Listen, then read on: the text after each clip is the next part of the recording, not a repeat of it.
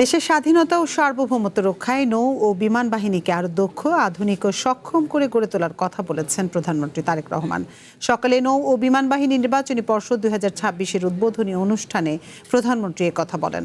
প্রধানমন্ত্রী আরো বলেন, পদোন্নতির ক্ষেত্রে রাজনৈতিক মতাদর্শ কিংবা ব্যক্তিগত পছন্দ অপছন্দের ঊর্ধ্বে থেকে কর্মকর্তাদের পেশাগত দক্ষতা, নেতৃত্বের গুণাবলী ও যোগ্যতাকে সর্বোচ্চ গুরুত্ব দিতে হবে।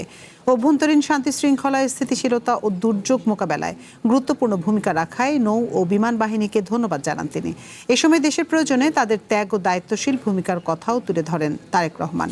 পরে বিমান বাহিনীর বিভিন্ন অপারেশনাল ও গবেষণা স্থাপনা পরিদর্শন করেন প্রধানমন্ত্রী।